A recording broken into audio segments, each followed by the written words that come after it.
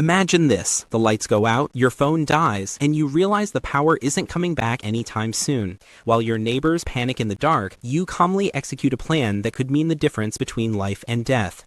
In the next few minutes, I'll reveal 9 critical survival rules that emergency experts use during extended blackouts, strategies that transform chaos into control and panic into power. These aren't just tips, they're proven protocols that have saved lives during real disasters like Hurricane Sandy and the Texas freeze. Stick around until the end because I'll show you the escalation protocol that tells you exactly when to shelter in place versus when to evacuate, information that could save your family's life. Welcome to Prep Pantry, where we turn everyday people into prepared survivors. If this content helps you feel more confident about emergency preparedness, smash that like button and subscribe for more life-saving strategies. Now here's the harsh reality most people don't want to face. Modern society is just 3 days away from total breakdown without electricity. Grocery stores empty, gas stations close, and water treatment facilities fail. In a widespread blackout, you are completely on your own. The first 30 minutes are absolutely critical, and your actions during this window can determine whether you become a survivor or another tragic statistic. Let's start with the most immediate threat, complete darkness and the panic it creates. When the power cuts out unexpectedly, panic spreads like wildfire, accidents multiply, and opportunists may emerge from the shadows. Your first move isn't to check your phone or flip light switches. It's to establish lighting control immediately. This gives you both psychological and practical advantage over the chaos. Here's exactly what you need to do in the first 3 minutes. Keep a reliable flashlight within arm's reach at all times. This becomes your command light, the tool that puts you in control. Next, you need to set up lighting stations in key rooms, your living room, kitchen, and main bedroom. Use battery-powered lanterns for these areas and place glow sticks in bathrooms because they're waterproof and provide long-lasting illumination. But here's the critical part most people get wrong. After lighting your interior, you must control what outsiders can see. Draw your curtains, close your blinds, and black out your windows. A brightly lit house advertises your preparedness and supplies, essentially painting a target on your back.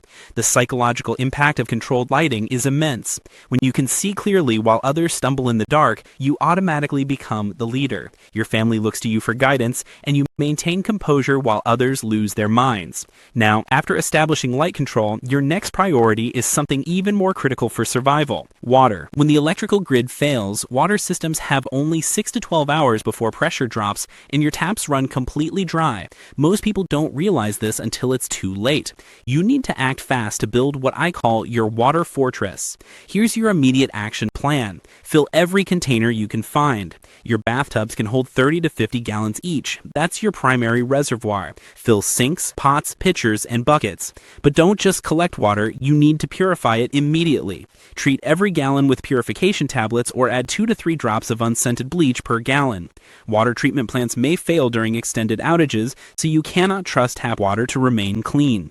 Don't forget about renewable sources either. Set up rainwater collection with buckets or tarps outside. Your hot water heater is another emergency reservoir most people overlook. Just remember to turn off the intake valve before accessing this water. Calculate your needs carefully. Plan for at least 1 gallon per person per day just for drinking, plus additional water for cooking and basic hygiene. A prepared survivor can secure over 100 gallons of clean water within the first hour, while others are still trying to figure out what's happening.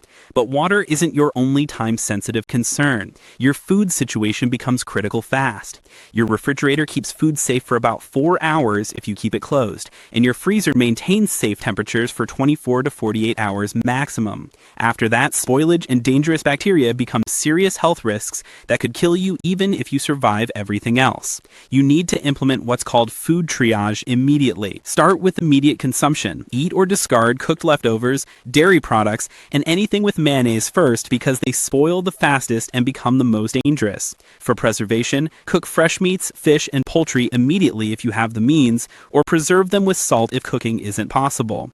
This brings us to alternative cooking methods, and this is where people make fatal mistakes. Invest in a portable propane stove with extra fuel canisters, but use these only outdoors or in extremely well-ventilated areas. Carbon monoxide poisoning kills silently and quickly. Never use charcoal grills, gas stoves, or kerosene heaters indoors under any circumstances. Solar cookers work as a slow but effective off-grid option for daylight cooking. Create a 72-hour meal plan using shelf-stable foods and practice these alternative cooking methods while you still have power. Don't wait for an emergency to learn.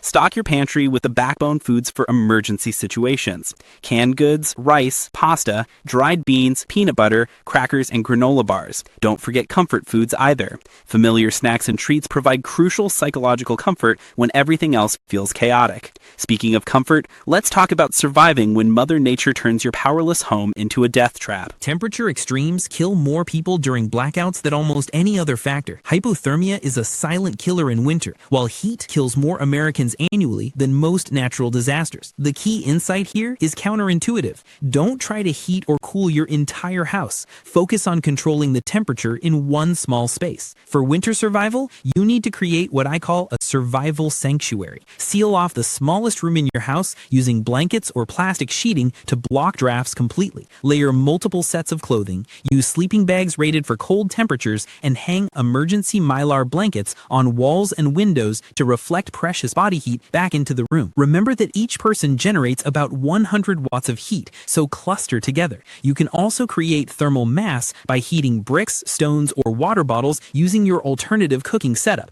then bringing them into your heated space wrapped in towels for safety. For summer survival, your approach flips completely. Create a heat barrier by closing blinds and curtains, then use reflective materials like emergency blankets or aluminum foil on sun-facing windows. At night, open windows on opposite sides of your sanctuary room for cross-ventilation and use battery-powered fans if you have them. Try evaporative cooling by hanging wet towels in front of open windows. This cools incoming air significantly. If you have a basement, retreat there, because underground spaces stay much cooler naturally. But all of these strategies mean nothing if you can't communicate with the outside world or coordinate with your family. Cell towers run on backup batteries that last only 8 to 24 hours, and networks get overloaded quickly during emergencies when everyone tries to use them simultaneously. You need redundant communication systems that don't depend on the cellular network. Start with a battery-powered or hand-crank radio for emergency broadcasts and weather updates. This is your link to official information.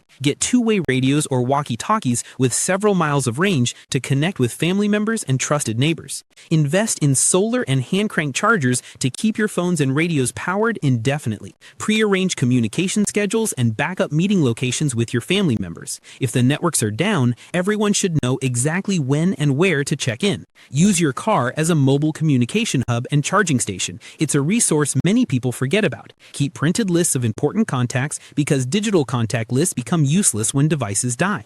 For signaling when electronics fail completely, stock whistles, mirrors, flares, and bright flashlights that can attract attention from rescue teams. For extreme scenarios, satellite communicators work anywhere on Earth, though they're expensive. Now we need to address something that becomes life-threatening fast: medical issues and basic healthcare. A simple cut can become life-threatening without proper medical care, and running out of prescription medication during an extended blackout is a completely preventable tragedy. Maintain a 30-day backup supply of all prescription medications and rotate them regularly so they stay fresh. Use battery-powered coolers or thermoses with ice packs for temperature-sensitive drugs like insulin. Your first aid kit needs to go way beyond basic bandages. Stock antiseptics, burn gel, pain relievers, anti-diarrhea medications, and antibiotics if you can obtain them legally. More importantly, know how to use every single item in your kit. Having supplies you can't use properly is almost worthless. Hygiene supplies become medical necessities during extended outages. Wet wipes, hand sanitizer, toothbrushes, toothpaste, and feminine hygiene products prevent infections and diseases that could become serious problems. Plan for waste management when toilets don't flush. Use plastic bags, sawdust, or kitty litter, and designate a waste area far away from your living spaces to prevent contamination and disease. Don't forget mental health either. Stock activities that reduce stress. Books, games, music, and art supplies. Psychological breakdown can be just as dangerous as physical problems. Research which hospitals in your area have reliable backup power systems, and create special plans for family members who require electrically powered medical equipment. But even perfect medical preparation won't help if you can't maintain security when society starts breaking down. Crime rates spike spike dramatically during extended blackouts as desperation takes hold and normal social controls disappear. Even trusted neighbors can become threats when their families are hungry and scared. Reinforce your entry points with deadbolts, security bars, and manual locks that don't require electricity. Use wooden braces and noisemakers to alert you to intrusion attempts. Control your visibility carefully. Dim lighting visible from outside suggests occupancy, but doesn't advertise abundance the way bright lights do. Build relationships with your neighbors and help them prepare before emergencies hit. A prepared community is infinitely safer than a single fortified house surrounded by desperate people. Practice noise discipline. Generators and radios can be heard from surprising distances, advertising your resources to anyone listening. Travel in pairs when you must leave your secure area. Vary your routes and never display supplies or equipment openly. Don't discuss your resources on radios or in conversations that could be overheard. Create the illusion of larger numbers by varying your lighting patterns, using different voices on radio communications, and moving past different windows at different times. Make potential threats think twice about targeting your location. Here's where smart survivors separate themselves from everyone else. Resource multiplication. Resource multiplication means maximizing what you have through intelligent usage and creative repurposing. Use LED lights instead of incandescent, hand crank flashlights instead of battery-only models, and solar lights that recharge themselves. One battery can power multiple devices if you use them wisely and cycle usage strategically. Use heat from cooking to warm water for washing or space heating. Don't waste that thermal energy. Reuse gray water from washing for plants or toilet flushing, and collect rainwater and condensation from every possible source. Stretch food ingredients creatively. Use tomato sauce as a base for multiple different dishes, and sprout seeds for fresh vegetables even during long-term outages. Stock items that serve multiple purposes. Duct tape, plastic sheeting, and blankets can solve dozens of different problems. Develop repair skills, food preservation techniques, and basic medical training. These skills multiply your resources more than any amount of stockpiled supplies. Share skills and resources with trusted neighbors to create mutual benefit and stronger community resilience. Conserve energy by using daylight for tasks, cooking multiple meals at once, and clustering activities to minimize power usage. Maintain morale with games, music, and established routines. Psychological multiplication prevents the despair that leads to fatal mistakes. Finally, we come to the most critical rule that determines whether you live or die during extended blackouts. Blackout survival isn't just about waiting for power to return. It's about recognizing and responding to escalating phases of breakdown. You need clear protocols that tell you exactly when to shelter in place, when to relocate, and when to signal for emergency help. Understanding the phases of escalation could save your life. In the first 24 hours, your focus is securing lighting, water, food, temperature control, and communications while preparing for longer-term scenarios. This is when most people still expect help to arrive soon. During days 2 and 3, supply chain disruptions become obvious to everyone. Stores empty, gas stations close, and panic buying begins. You need to shift into conservation mode, start rationing your supplies, and strengthen your security measures because desperation starts setting in. By day 4 through 7, social order begins breaking down seriously. Crime increases, municipal services fail, and you must make the critical decision whether to continue sheltering in place or relocate to a safer area. Have evacuation plans ready, with primary, secondary, and backup routes that you've practiced in advance. Prepare bug-out bags with water purification equipment, emergency shelter, food for 72 hours, medical supplies, communication devices, and copies of important documents. Create escalation protocols for signaling help. Start with text messages, progress to radio check-ins, then escalate to emergency flares or satellite messages if the situation becomes desperate. Know your medical escalation criteria. Determine in advance what injuries or conditions would require you to risk travel for medical help. Pre-position hidden supply caches along your evacuation routes so you're not carrying everything at once. Coordinate with trusted neighbors for shared security and resource pooling, but predetermine your abandonment criteria, the specific conditions that would make staying more dangerous than leaving everything behind. The key is making these decisions before you're under pressure, when you can think clearly and plan rationally.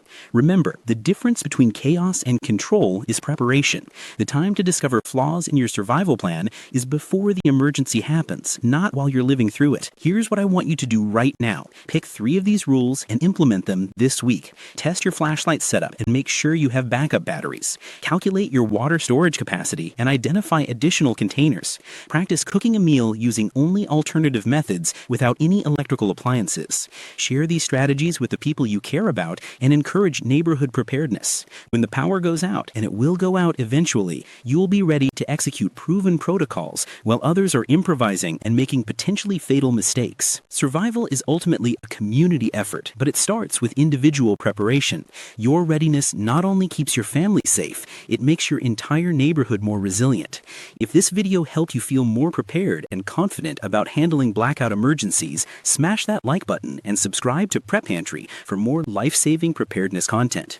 Drop a comment below and tell me which rule you're implementing first. I read every single comment and love hearing from fellow preppers. Stay safe, stay prepared, and remember, the roadmap to blackout survival is literally in your hands. Take action today because tomorrow might be too late.